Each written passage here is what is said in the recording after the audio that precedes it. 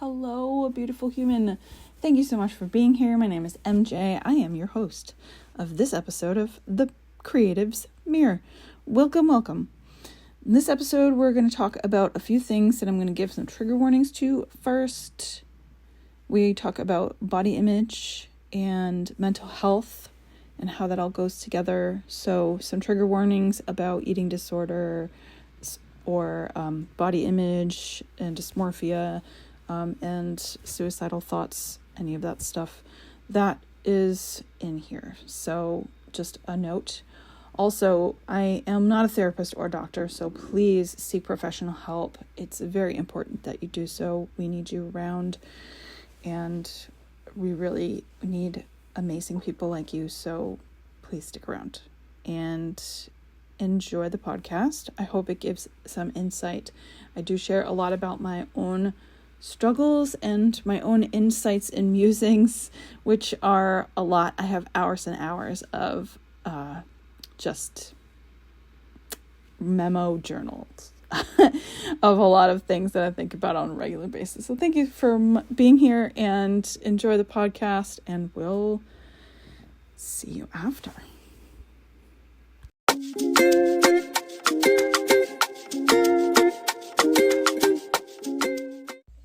I was just thinking of body dysmorphia and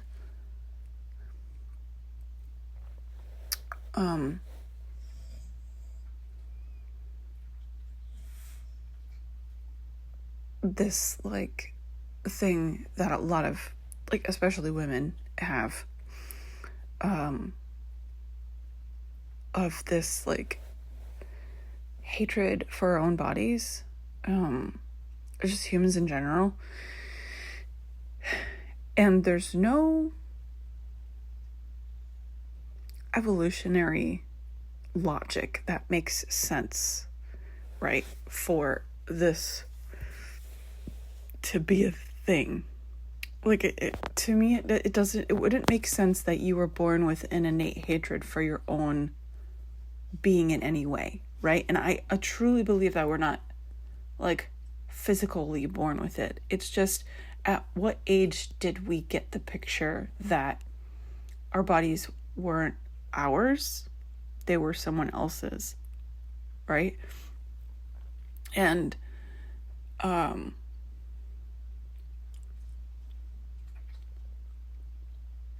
so I'm thinking of this, right? And I don't mean to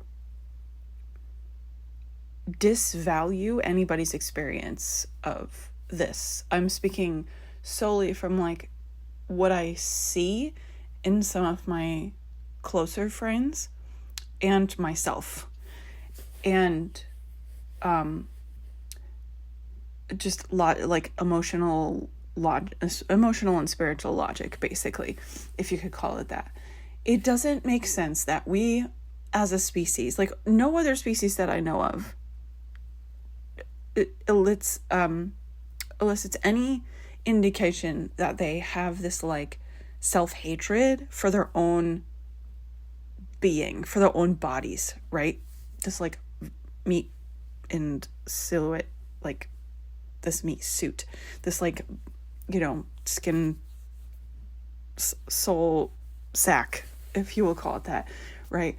It wouldn't make sense for self-preservation purposes that you would hate it, because obviously then if you didn't like your body, you would subconsciously do things to sabotage it, right? Because when you don't like something, you either ignore it or you do things to there's a whole ass effort that has to happen for you not to have that thing. So now I'm okay, well, if it's not ours, whose wound is this? Whose, as my friend would say recently, whose burden is this? What does this have to do with me?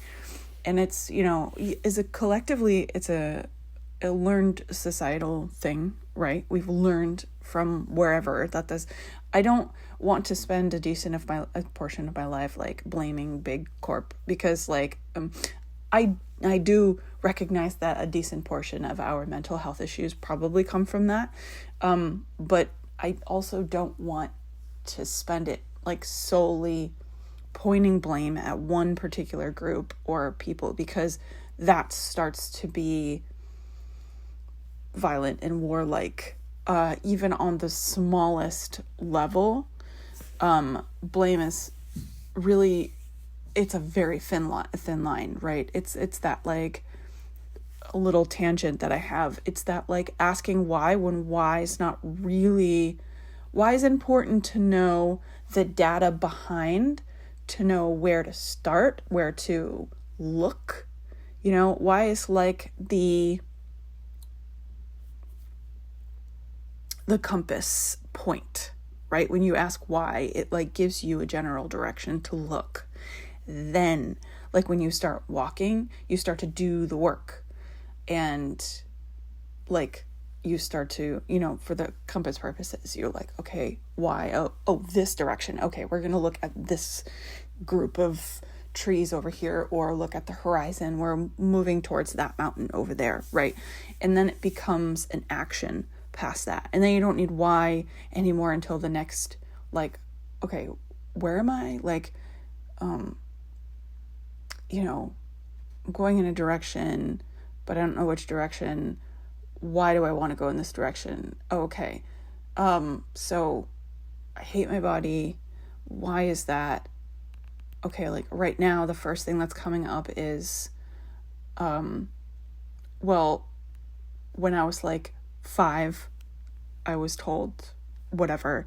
And okay, so I'm going to look there. So, okay, the compass is pointing towards healing this like inner child, or healing whatever that wound is.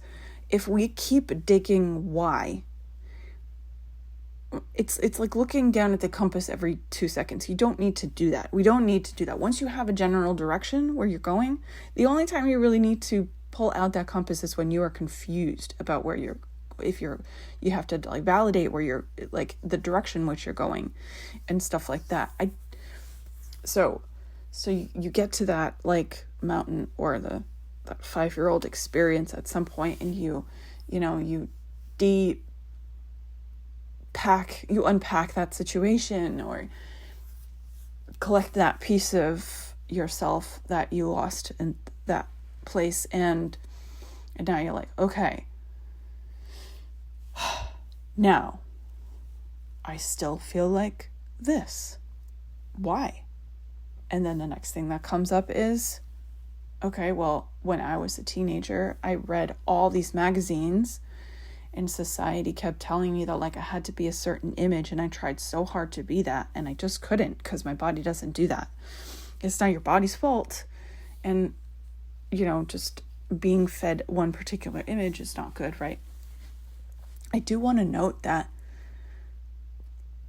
because a lot of us are sick of it, there is more now than there ever was when I was growing up, images of people to say, I really like this person, and they're real.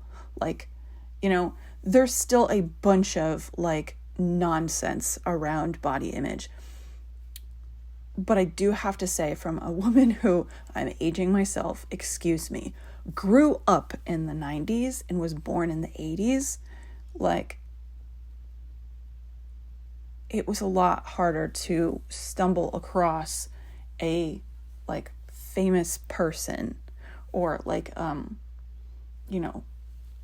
people who had, if you were some kind of like public image person, you had a look to you, and that was what your look was.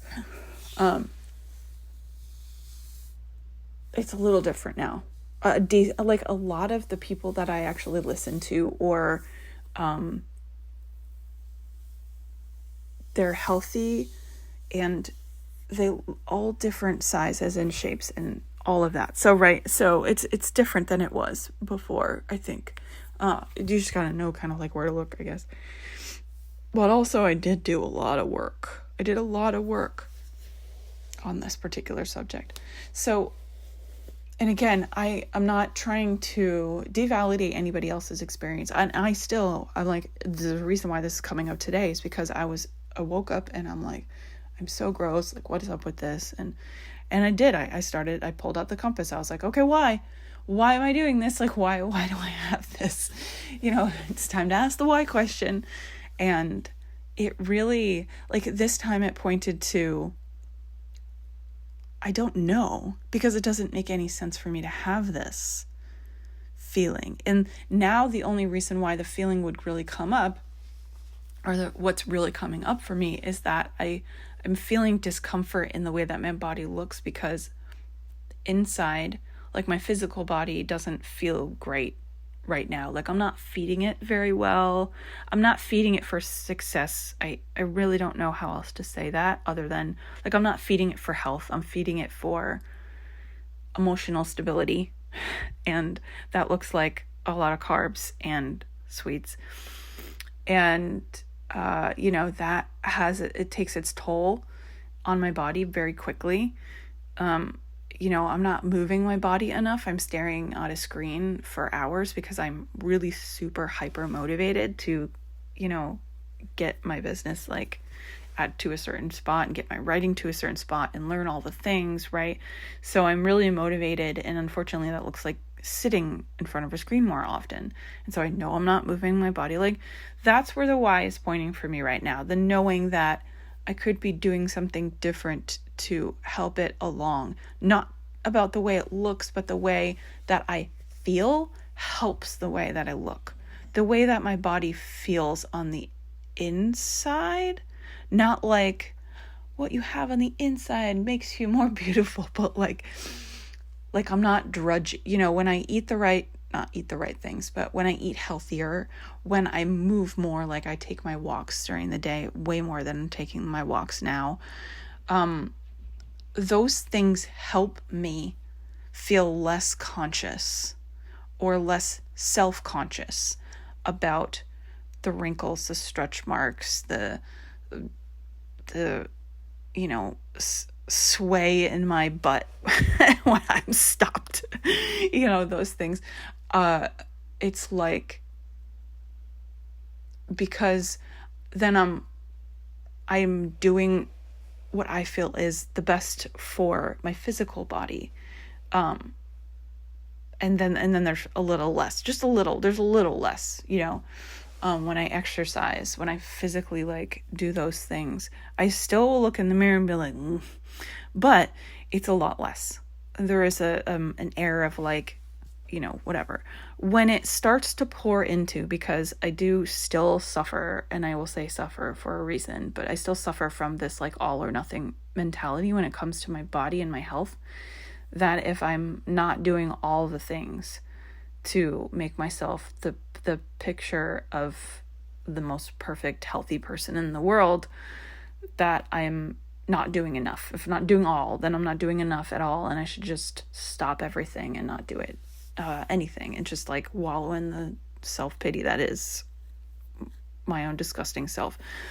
And I'm still learning to walk that middle line where, like, yeah, okay, if you have the energy to do all the things, fine, do all the things. But if you don't have the energy to do all the things, it's literally okay to have that piece of pizza. If it's okay. Like, if you do it too much, it's gonna go into that like yucky feeling. So just don't, give yourself some grace. The problem with that, though, is that our food and all that, this is a whole nother tangent, I promise I'm not going to go on, that our food is laced with things that makes you want those foods more often. And then the more you eat those foods that we kind of like middle way indulge in, then our body's kind of like, we're choking. So,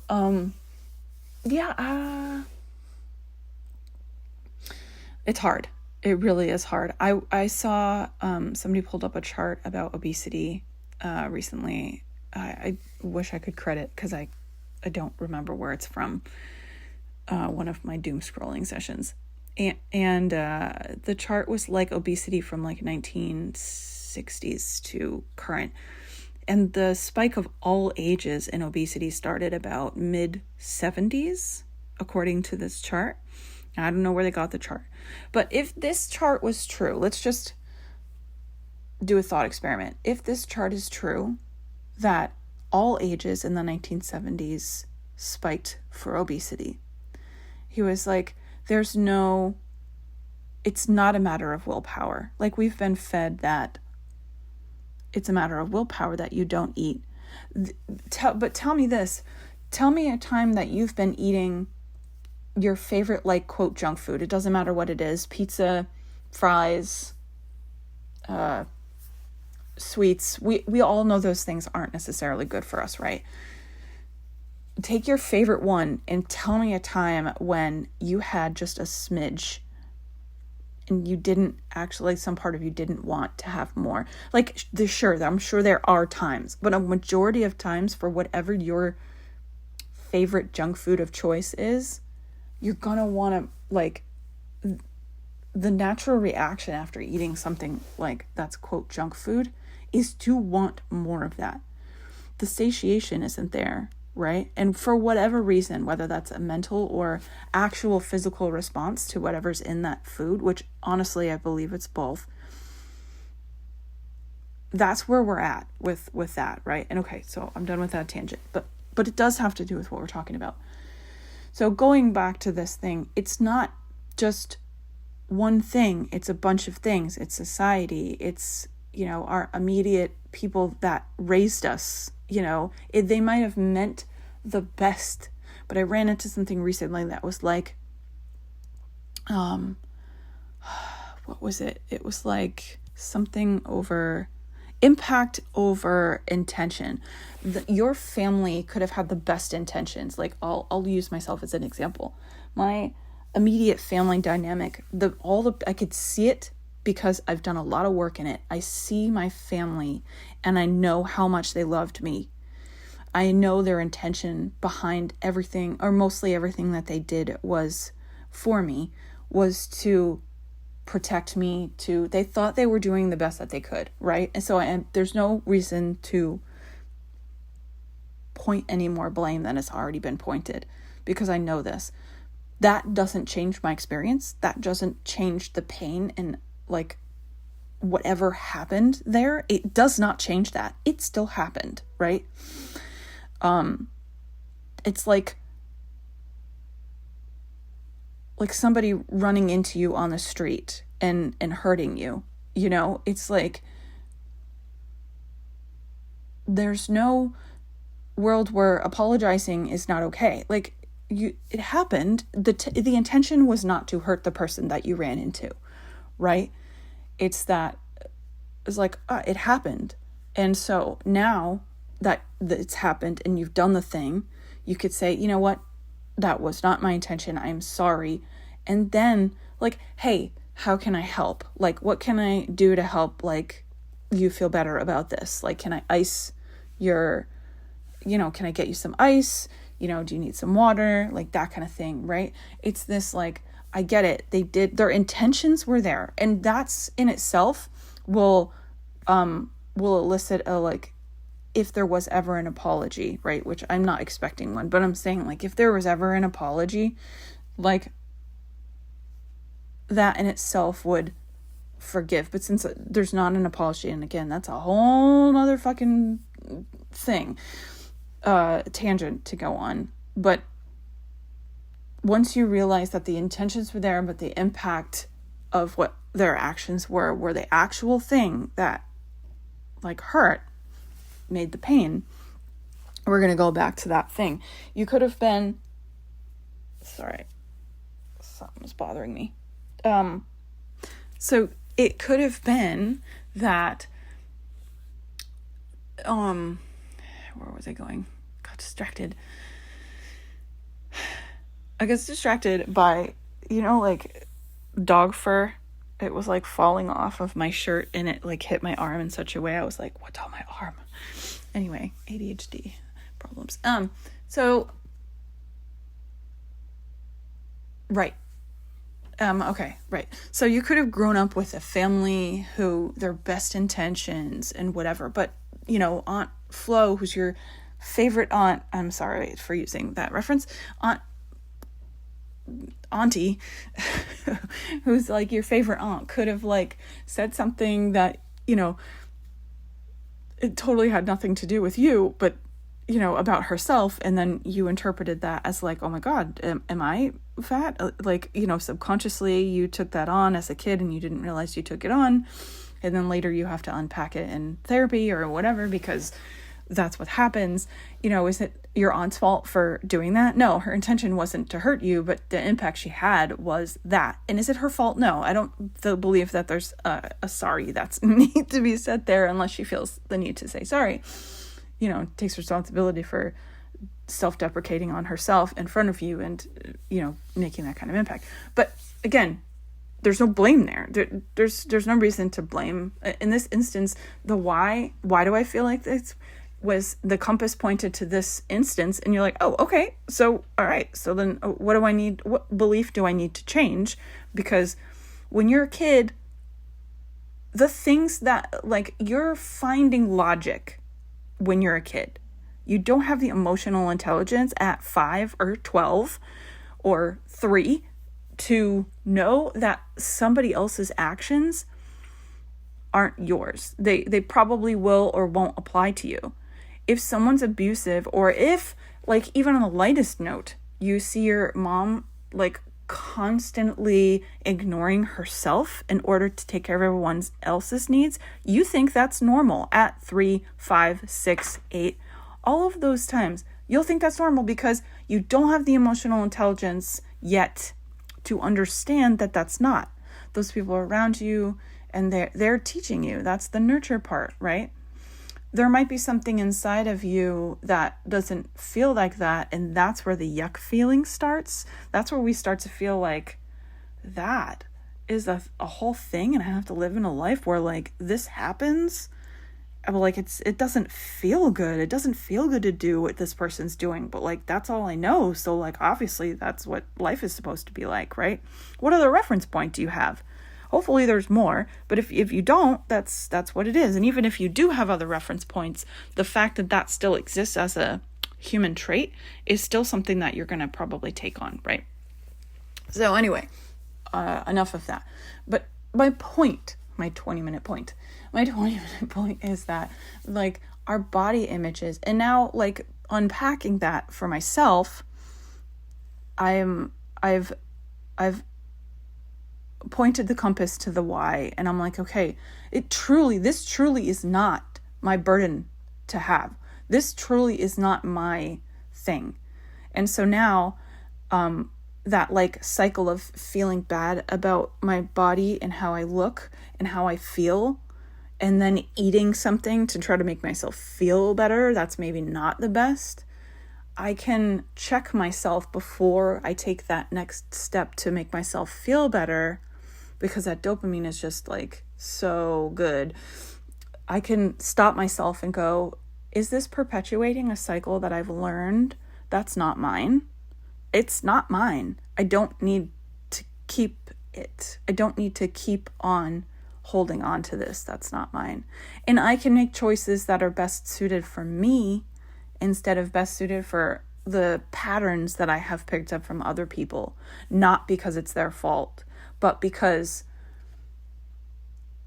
how they showed up at that particular moment, whatever, things that they hadn't unpacked yet, showed up, and I saw them for that at that moment. Maybe not who they are now. Maybe it still is who they are now, but it's still not mine, right? A friend of mine said something recently that was like, you're taking on burdens that aren't yours, and that's stealing. And I was like, oh shit. Shout out to Katie. I really sat with that, and this is what came up for me. Or one of the things that came up for me. I was like, oh crap. This, like, body thing is not mine. And so, but the difference is, and I want to acknowledge this because body dysmorphia versus just, like, not just, but versus self-deprecation or self-hate, they really could be two different things. The intensity and the diagnosis is probably very different for those two things. I just want to acknowledge, like, like in an evolutionary standpoint, it doesn't make sense. And I just want to point out that it's probably not. It is, I am 99.9% sure it is not your fault. I remember hearing my meditation teacher say that it's not your fault over and over for one or two of the things. And I bawled, like, I honestly think it was one of the more intense forgiveness sessions I have ever experienced. Just thinking about it makes me want to bawl now. Because when someone looks at you and says it's not your fault, it kind of like gives you permission to let go of a lot of stuff, like a lot of things that you hold, because no one wants to be the victim. Because, and I explained this to somebody recently, no one wants to be the victim of anything, because admitting that you're the victim kind of admits that there's a sense of control that you had not for that moment. And to me, I'm unpacking this for me too, by the way. For me, that does not feel good. And somebody else's experience might be completely different than what I'm talking about, because I only have what I've seen, experienced. But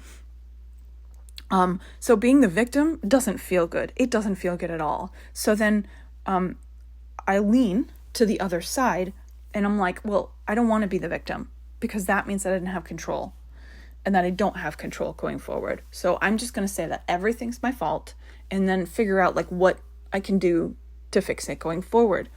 But that shit leads to like hypervigilance and a sense of like this weird control we have over like everything. And then you have like attachment to control, and you have control issues, and you're trying to like white knuckle everything. Sorry. Hi, are you my therapist? So I'm talking about me. And so that, right? And what does this have to do with what we're talking about is like this. It's that like, if it's not your fault, then whose fault is it? No one's. It's everyone's. And no one's at the same time. There's that paradox that we talk about, that I specifically talk about a lot. Those two things are not mutually exclusive. It can be everyone's fault and no one's fault, right? But yeah, I remember sitting in that meditation and I cried so much. Like I don't know. I feel like I passed out maybe. We sat for a while in that meditation. And I've had a few of those moments afterward where I was like, not your fault, MJ. It's, but that doesn't mean, right, that if things aren't, we'll go back to that intention or impact over intention whole thing. The intention of hurting somebody. I know I've hurt people with my, like, I hate to say like unhealed version, because that, I don't know, I hate saying healed, because that implies that I was never a whole human. But we'll just, for the sake of this conversation, say like those unhealed versions, or I haven't figured out that burden wasn't mine yet versions of me, like showed up and really hurt some people in my past. And the intention wasn't there to hurt those people in my pursuit of trying to be a better person. It was, but it is what it is. And so now I have to sit and say, okay, like I didn't mean to hurt those people, but that's what happened. My impact on those people, like I had an impact in some certain way of those people. That's what we say, like hurt people, because that's the truth. And if we are all in fucking pain all the time, man, can you imagine the implications we have towards one another? Like, it's vast. So doing this kind of work, this is why it's important to me. This is why I do so much work on myself. And people are like, why? Why do you just keep digging? Why do you keep doing this? Like, can you just be? And I was like, yes, I'm trying to just be. That's where I'm trying to get to. I'm trying to get to a point where I'm just, like, I just am, without this, like, this self-hating voice telling me that you're a terrible person all the time. And it's not all the time, but it's a decent, it shows up, right?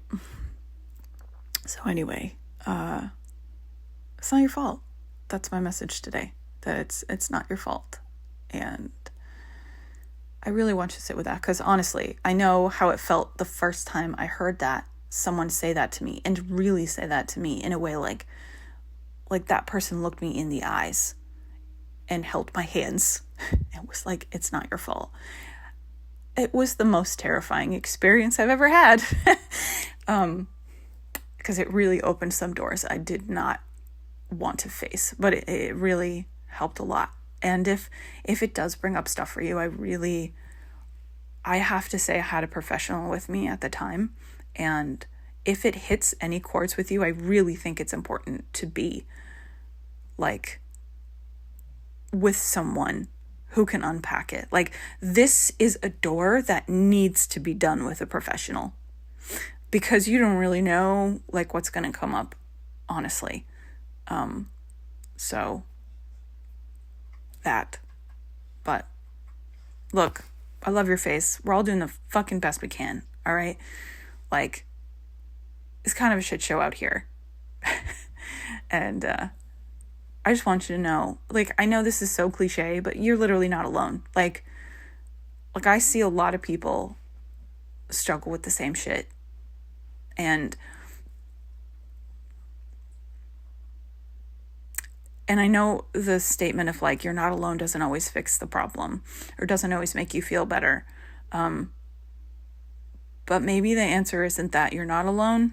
Maybe the answer is you're not alone and you're not going to feel like this forever. And something can be done about it. I promise something can be done about it. Right? I promise there's some thing. And even if that only thing is just the hope that it can get better, I really think that's important to keep in mind.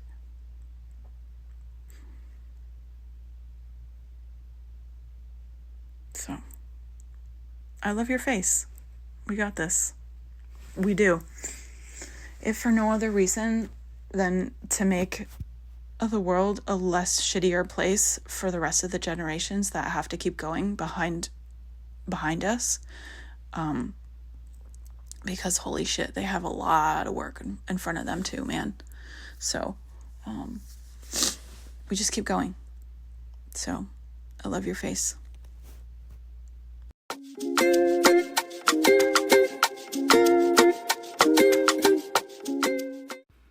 Thank you so much for listening. I appreciate you being here.